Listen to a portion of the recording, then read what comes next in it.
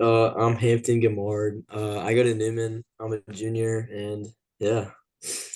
I mean, I've been going to Newman since like my whole life, and I've lived in New Orleans my whole life. And I used to be a really big sneakerhead, but not really anymore. But I still love the culture and still big into shoes. But yeah. Okay, sweet. So just to get us like started, could you first give us like your first introduction to the shoe world or fashion world? Do you remember like what that first memory was, or like what was that first shoe you got? Something like that. Um, I think what got me into the sneaker culture was like social media, like Instagram and YouTube and all that. I remember seeing all like the hype beasts and stuff like in like 2016 and all that. That was a good era. I think like some of my first like hype shoes might have been Royal Ones.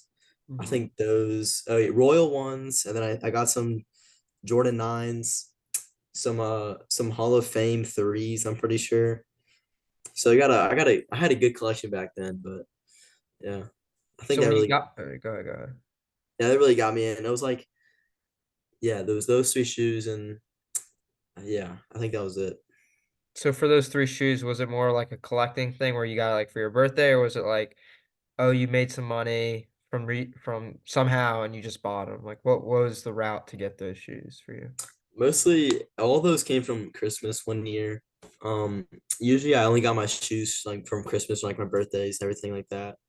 Um, yeah, and just over the years, like from like 20, like maybe 18 to all the way up like 2021, 2022, like I would ask for shoes for like every birthday, Christmas, and so I was a pretty big sneakerhead.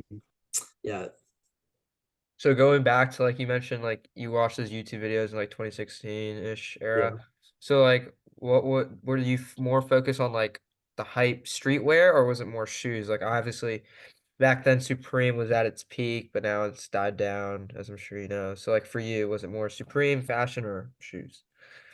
It was a mixture of both, honestly. Like, um, I think the shoes really got me into some like the fashion aspect of it because you can't wear shoes that a good fit. So, and I was big into Supreme. I was even though I couldn't really fit any of their clothes, I still like to buy like all their hats and accessories and all that. Like right there, like sitting on the windowsill, I had like the Supreme like hatchet. Oh It's kind yeah. of an interesting purchase, but it's pretty cool. So yeah. So for you, like as you kind of progressed and became more of a sneakerhead, was it more a focus on collecting, or did you kind of make a switch at some point, or if there even was a switch where you were like, okay, I realize how valuable these shoes are. Should I start selling them for a profit, or was it always consistently, I like the shoes, I'll just keep it to wear? Like 99% of the time, I would buy them just to wear them. Like I wasn't really big on reselling because I was like in middle school. I wasn't like some big like business guy, so I didn't really know what I was doing. I just liked the shoes. I liked wearing them. So, but as I got older, I realized that like if I don't wear them anymore, I could easily sell them for a price. And like as you know, I sold like most of my shoes to you, and that Right. was pretty good business. So yeah. So, um, like as a collector, like what do you focus on particularly for your collection? Like what do you look for? Like for me, I'm more of like I like the name, I like the hype behind it, but obviously people like their own preferences. So like for you, brands, what you look for in a shoe, what is your go-to or what do you ask for at least? Um, Back then, I didn't really care about it was mainly about like the looks of it, like the looks of the shoes, but I did also consider like the hype around them. Like, I would definitely prefer like, some like hype ones over like some mids. Like Yeah. I definitely got them for the looks, but there was that also hype aspect behind it that also helped. You know, uh, you know, So yeah. like for those shoes, or out of those shoes, what was like your go-to model or company at least? I was big on Jordan. That's really like all I had. I had a pair of Fear Gods, but I barely wore them. I had a pair of Wave Runners. I wore those a lot actually. Those were fire. But mostly it was just all Jordans pretty much. Nice. So going back, we both mentioned like the hype part of it. So like as a collector, I'm sure like you see some shoes that are like pretty disgustingly ugly, but they somehow Yeah, for some reason go for like $800 on the resale market. Like Travis Scott, for example. I personally like his shoes, but like some of like other ones are pretty gross. yeah. But like for those at least, like how important do you think the aspect of like hype is with these big name rappers, despite the looks not being up to par at least? I think it really like insinuates people to buy them because like, you know, if they release the same shoe and Travis Scott's name wasn't on it, then it would definitely sell significantly less than what it would have sold with his name on it. Um, and yeah, I mean, the name definitely helps because if you look at like Balenciaga or like all those like, other like designer brands nowadays, they're releasing some pretty questionable looking stuff, but they have that name behind it, so people still end up buying it. So yeah, it's yeah. Do you think like especially now, do you think those names are kind of like starting to wear down? Like with Travis Scott with all these releases with Yeezy, obviously like going downhill, like do you think these names are just losing their value or is it still worth something at least? I think sneaker culture, like as a whole, has kind of is kind of on like the downslope right now. Like a couple years ago, it's at its peak, but now it's like, everyone's in like vintage and like thrifting nowadays, and so a lot of people are kind of putting the Jordans and the Yeezys on the shelf, but definitely they're still being worn, definitely. But I think it is slowly on the downhill. So you mentioned like 2 years ago. Can you like go into I think it was like COVID, right? So peak Yeah, COVID around there. Can you go into like what you saw from your perspective for like the shoe industry or fashion industry? Like was it easier for you to get shoes, harder? Like you spent more money? Like what was the whole COVID experience for shoes? I think back then, just like supply and demand, like everybody wanted, like the demand was up, but like supply was low. So the prices were just like going up. And I think that also kind of prevented me from buying shoes in that time because like the price was so expensive. And like I didn't want to like ask for like these 400 to like $800 shoes. I could have like used that money for like a couple other things rather than like one shoe. So Yeah. So like in that time period also, like I don't know too much about Supreme. Obviously I like resell it, but I don't know too much behind it. From your perspective, did you see Supreme during COVID like increase in value or was it still on the decline from like 2016 at least? I think Supreme was slowly going on the decline. I think the hype around it was pretty much going away. Like really, really people only really cared about like the box logos and all that stuff. And like as like kind of towards like the turn like the 2020s, you know, people kind of stopped caring about the box logos themselves too, and like that hype beast culture that you saw in like the late mid 2010s was just starting to die off. And yeah, so. So for you at least, how do you get your products? I know you mentioned like for birthdays and stuff, but is it like do you go yourself on eBay, like type in shoe, like what shoe you want, or you go on a Supreme website on drop day? Like how do you get your stuff outside of like birthdays and gifts? Usually, like I think StockX and Goat were like my main two platforms, but I think on release day when they retroed the Jordan 11 breads in like Yeah. 2019 maybe. I remember I went to Foot Locker on release day and got those. That was like my only time getting shoes in person though. Usually every time else I was ordering them online through StockX or something like that. So kind of going off of that, like what was your most memorable shoe that you received or got, or like what was that shoe that made you like, oh wow, I really like this culture. I want to keep being a part of it. That's actually a really good question.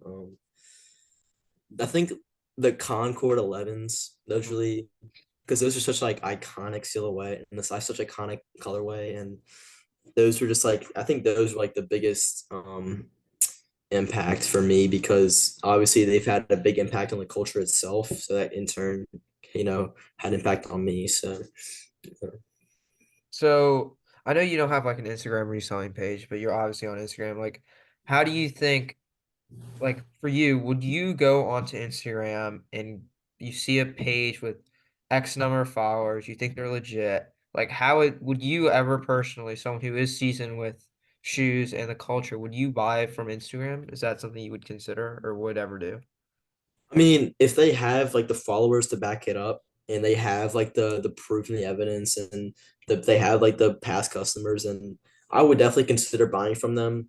because the proof's in the pudding. But if it's like some account like they're brand new, they have like two Yeah. posts, and like I might wait a little until like see test the water out. Yeah. So like you also said like keep up with the shoe stuff at least back then through YouTube, Instagram, and that. Like, do you still do that? And like, if so, like, what have you seen in the changes? Is it like better for, or is it better for the better or for the worse? Like, what's your take on the social media aspect for shoes? Um, Nowadays I'm not really involved in the culture as much as I was back then. Like right now, I use like a couple years ago, if you look at like my closet, I'll have like at least over 20 shoes, but now I only have like two pairs of sneakers. Wow. Um, I don't really know what caused that. It just like kind of just fell off for me. But just like how like I said earlier, the culture is slowly going down. I think that just did the same for me. But I'll still like follow the scene a little bit. I still like look at Instagram on the explore page. I'll see a little bit of sneaker stuff, but nothing as much as that was a couple years ago. So like you mentioned the Supreme and shoes kind of going downhill. What do you think's gonna happen in the next 5, 10 years, or 5 years at least? Like, do you think it's gonna keep going down, plateau, go back up, like in Yeah, Supreme shoes, like or fashion and shoes, I should say. Like, what's your yeah. take on it? I think I'm not really sure actually. I think Supreme as a brand, I think they make really really nice and good looking clothes, and I think people definitely still buy the clothes, but they're like sneakers that they make. I mean, I don't really think people are really buying those anymore. Yeah. Because people nowadays, like I said, sort of like that vintage thrifting culture. So I think like all like the hype and like the really expensive sneakers are really really dying off. But there's still a very very huge cult following and still like a very big culture behind it. So Right. So like in this downhill trend, what do you mentioned vintage and like that, but you think that is that what you think is going to start replacing this hype beast era, or do you think there's something else, or is it just going to like I don't know, or what do you think is going to happen in replacement with all this downhill stuff? yeah, um I think what I said earlier that there's a lot of different like subgenres in fashion right now, and I think like the hypebeast era is definitely not very prevalent anymore. There's a lot of like a lot of like really like niche subgenres in fashion, and most of the ones that I see on Instagram and social media never really have like any hype sneakers. I mean, sometimes to see like a pair like the lost and found ones, people make good outfits with those, but and Jordan 4s too. Jordan 4s are definitely still around, but like a lot of sneakers nowadays aren't really seen in fashion anymore. So for you, you mentioned like you said the subgenres. What do you particularly focus on? Like, or yeah, because I know you always got your good outfits and all that. So are you focused more on the vintage, or like what is the subgenres that you think are taking over now? Like the kind of like a lot of thrifting, like baggy jeans are back in. It's always like the baggy jeans, Tim's, the cropped hoodie combos, and like Yeah. Carhartt jackets. Pretty much all that stuff is pretty much on the come up, uh and like I said, you don't really see any like hype sneakers anymore. Like you don't really see people wearing those fits with like you don't really see them with like some court purple ones or like Right. some like Jordan 5s, like it's usually just like Timberlands or Adidas Sambas or just kind of like vintage looking sneakers and stuff like that. So do you think this vintage is going to keep going like this, like, or sorry, keep like increasing, or is it going to be kind of like shoes where it's going to like eventually just drop off, or is this kind of a shorter period, or what, I guess what's your take on the vintage part at least? I think like everything has a rise and everything has to fall. Everything that goes up has to come down. Yeah. So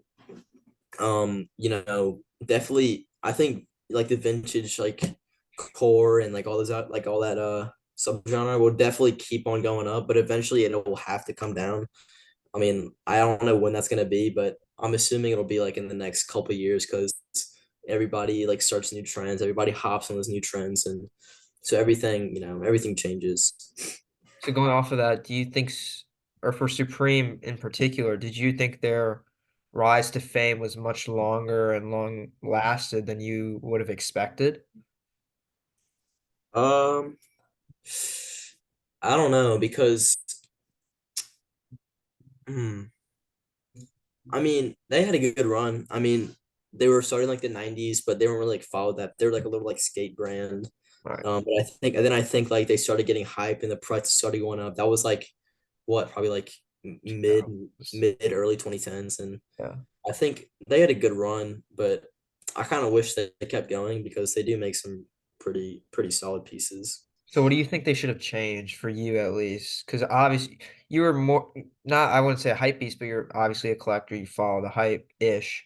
But what did you wish that they kept doing or would have changed so that you would have kept buying their pieces? Um,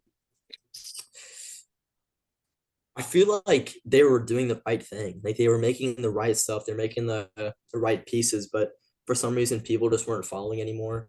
Hmm. Like I think the main reason why people like Supreme was mainly just like the box logos. But after like the hypebeast era died, no one really cared about box logos anymore. And like no one really wore their other pieces. Like they really make some nice looking pieces, but for some reason people just never like, you know, grasp onto that. But I think what they make definitely fits what the culture's looking at now. Like I said, like the vintage and all that. The pieces they make really matches that theme, and definitely they could keep going, but for some reason people just they're not looking at Supreme like they did a couple years ago.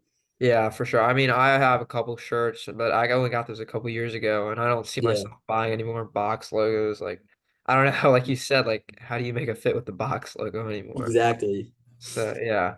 So going in a different direction, just to kind of like more or less wrap it up. So for you and um sorry, like for someone who wanted to get into the fashion or sneaker game right now, what would your advice be if you were to say yes or just not get into it right now at all? What's your take on someone doing that? That's a hard question because there's a lot of like fashions all over the place right now. A lot of it's just very diverse. So I think the best thing to do is just, go on social media, maybe Instagram or even Pinterest. Pinterest has really good like outfit inspirations and all that stuff. So if you like just look at the social media platforms, you can definitely find some sort of inspiration and some sort of like gateway into the culture. Okay, sweet. Um, there's one more thing I wanted to ask, then we can end it. No, where was it? Oh, for you, at least, you don't have to bring them out or anything. What are your most, like the pieces, clothing, shoes, accessories, you name it. What are those pieces that like you never got rid of that you got like 5 years ago, you thought that you never got rid of and you plan on keeping for however long? Or what are they? Well, I wish I could have kept them, but I couldn't because, back then I was like a kid. I wore like size 6, but Yeah, now I'm like a size 8, 8 to 9, and I yeah. couldn't fit. But if I had to hold on to some pieces, I'm pretty sure it's the Hall of Fame threes. They kind of look like they have like the red accents. They're like white with like the red accents. Oh yeah, I Those know were you're talking fun. about. I really wish I could have kept those, but um yeah, I wish I could have kept those. Everything because like, as you grow up, like you kind of mature and you kind of find new things that, interest you. And for me, like that happened to me. Like recently I found like a new like sense of fashion, and that really uh kind of helped me pivot away. But there's only like a few pieces I would have kept because, what I liked back then I wouldn't like now, except for like some certain exceptions, like those Jordan threes or the wave runners. I wish I could have not grew out of those wave runners because they're first of all they were expensive, and they were also just like they were just so good looking, and you can still definitely wear them today. They still definitely fit in with the fashion culture today. Yeah, for sure. One last question now, because you mentioned wave runners, I completely forgot about all of that. But Yeah. what is your take on all the Adidas, Yeezy, not necessarily the drama, but like what is your take on like Yeezy going, to be honest, just completely plummeting from slides being 200 plus to now Yeah. $80? Like, what's your take on all of that? I think the only thing, driving easy right now is one the slides, like the foam runners and the what are the other ones called? I don't remember what they're called, but it's like the two like different slides, and those really those I think those and maybe like some of the easy boots. I think there's like 750s because a Yeah. lot of I've seen a lot of TikToks of people using those in outfits, 750. and like yeah, I'm pretty sure like they're like the boots. I think Yeah, yeah, I like know what you're talking. Yeah, they are the like the yeah, tall ones. Yeah, yeah. it's like those in the slides. I'm pretty sure because 350s and 350 V2s. Those used to dominate the culture. Those were like if you could go anywhere and you could see those those were on top, but Yeah, that fall off was intense, yeah. and I think Easy is just trying to come out with new stuff to like appeal to people, but I don't want to get into the controversy, but Right. Kanye's going crazy, so Yeah. his fashion is his drops are definitely mirroring his mindset right now. That's a good way to put it. All right, sweet. I really appreciate you hopping on. I hope you Of enjoyed it. course. I think it went well. So yeah. Awesome.